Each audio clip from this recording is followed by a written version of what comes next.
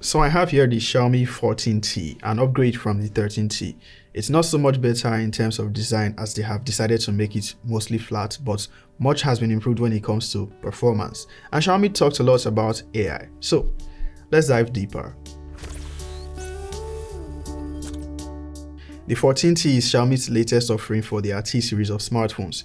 This is where you see near flagship performance. It sits somewhere between a proper flagship and a top mid-range device. So let's put it at flagship killer. This time we get the Leica version in all regions if I'm correct. With the 13T we did not get that in Nigeria.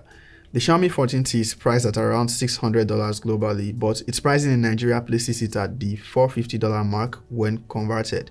It costs about 765,000 in Naira. I'd say that is very fair pricing, even though the exchange rate makes it seem a bit high. Xiaomi took a bold step this time by shipping the 14T to some regions without a charging brick. Yeah, you heard right. That's why the box is slimmer. While this supports 67 watts fast charging, you might have to buy the charging brick separately. I was hoping this day would never come for Xiaomi, but here we are. Looking at the device, I'm not sure how I feel about the design choice here, especially with the cameras. I mean, it's a good looking phone depending on what color you choose, and I'd say it reflects the design of their current flagships. It's just different with how the cameras sit on the bump instead of within a glass covering. We also see the design is now squared off. The back now has a matte texture as opposed to the glossy finish on the last generation, and the leather version this time is on the green one. The back and the frame is made of plastic. I actually thought it was glass, but I did not find documentation anywhere to support that. Maybe I should drop it to find out. I'm not doing that. You could call it a downgrade, especially since we attribute premium to glass builds, but this is actually more durable. Plus, it doesn't feel cheap. It also has full IP68 dust and water resistance rating. The power button has a ridged design, making it easy to locate, but it can easily be mistaken for a fingerprint sensor. I found myself confused by it at times. It uses an optical fingerprint scanner which works really well to unlock the device. It's quite responsive. The display has not changed much compared to the 13T, except that the bezels are much slimmer and look good. It is still that vibrant 6.67 inches AMOLED display with 1220p resolution and a refresh rate of 144 Hz. It's got HDR10 Plus support and Dolby Vision. The only thing I'd say is lacking for a phone of this caliber is LTPO, and that's not a deal breaker. There are very few phones, mid-range phones, that have that feature. Xiaomi boasts that this can get as high as 4000 nits in peak brightness. I have no way to test it, but I can confirm that using it outdoors will pose no problems even on a bright sunny day. The refresh rate offers two options: the default setting which switches automatically, or a choice between 60 and up to 144 Hz. In my experience, it never exceeds 120 Hz regardless of the mode selected, but it can go as low as 30 Hz with the always on display active. When it comes to audio performance, it has great stereo speakers with Dolby Atmos. It is loud and maintains good quality even at high volume. For storage, it is using a faster UFS 4.0 and you get it in two options, either 256 or 512 GB. The base version has 12 GB of RAM and you can go up to 16 GB with the 512 GB storage option. There is no SD card slot.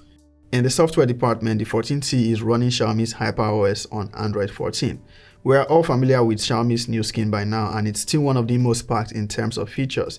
It looks great too, but as usual, it is not free of some bloatware and ads. Not aggressive like you find on the lower price phones, but it's subtly there. You can also customize it as you see fit, but I wish there could be some Material U integration or proper icon theming. Even iOS has that now.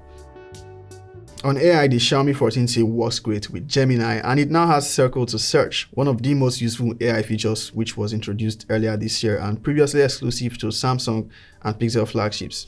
We now have it here. There's an option in the settings that says AI services, and it puts together all the AI stuff you can do with the 14T. It takes some time to load this menu for some reason, but it's nice to see a summary of what you can do with AI on the 14T all in one place. Within the Notes app, you can take advantage of features like AI Translate, Proofreading, or AI Summary. In the Gallery app, you have the AI Eraser, but to get other AI editing features, you have to install a plugin, which is about 820 megabytes in size, and that brings additional features like AI Image Expansion, a feature that basically allows you to generate more for a photo. Say you want to expand the image dimensions, maybe make it bigger or add more, it will generate more for the image. There are other AI features you can explore, and it's nice to see Xiaomi is not getting left behind in the AI race. But let's move on to other things, like performance. It is powered by MediaTek's Dimensity 8300 Ultra. From the benchmark scores, you can tell this is a step up from the 8200 on the 13T. It's got more powerful CPU and a new GPU. It packs enough to ensure smooth and lag-free experience even for a heavy user, and that includes gaming. The heat management is great. The only time I've observed it heat up significantly was during benchmark tests, and that was expected. You can play PUBG Mobile at extreme plus frame rate when the graphics is set to smooth. Now, if you favor playing at higher graphics settings, it can go up to HDR while the frame rate is set to extreme. You can also go as high as Ultra HDR on ultra frame rates.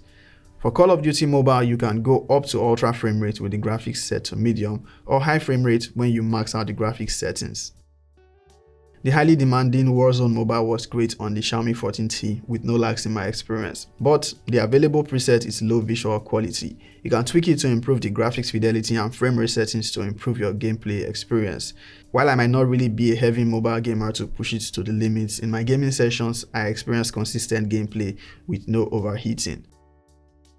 When it comes to the battery, while the 14T has the same 5000 mAh as its predecessor, the battery life is not as good as I remember with the 13T. Too bad I don't have it to directly compare. Now, not that this won't take you through most of your day, just that you might need to charge again before the end of that day. The good news is that its support for 67 watts fast charging allows you to charge it full in about 50 minutes. The bad news, well, there's no charger in the box as I already mentioned. Now time to explore those cameras. From its specs on paper, the rear camera looks the same as that from the 13T, but there's difference in the main sensor. Xiaomi partnered with Leica as they've previously done, and this time they've used Sony's IMX906 image sensor. It has 50 megapixel main and telephoto cameras, and then 12 megapixels for its ultra wide. The selfie camera has been upgraded to 32 megapixels. The shots from the rear cameras are impressive, especially the ones from the telephoto camera. There is sometimes inconsistency in the color tone, but most of the time it does great. It is even more impressive how it handles portraits in low light. The selfie camera shoots good photos which appear sharp. Sometimes though it might look like a high quality oil painting when zoomed in, but overall it does great.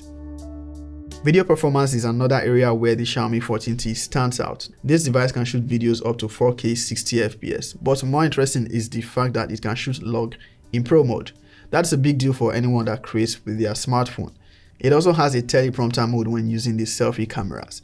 I don't know any phone in this category with this feature or the ability to shoot in log format. I'll say the Xiaomi 14T is deserving of the name flagship killer thanks to the Dimensity 8300 Ultra. On the overall day-to-day use, you definitely get that flagship feel and it does not lack in performance. The display is great and the cameras do a good job, but it can benefit from a little more consistency in the processing. I think the log and teleprompter features make it stand out, especially if you're someone that creates with your smartphone. It's sad to see the charging brick go from the box, but I think we all knew it was inevitable. I can recommend this as a solid device. There is very little to complain about and I think you can't go wrong with it. I'll be reviewing the Redmi Note 14 Pro Plus soon, so watch out for that one. Peace out.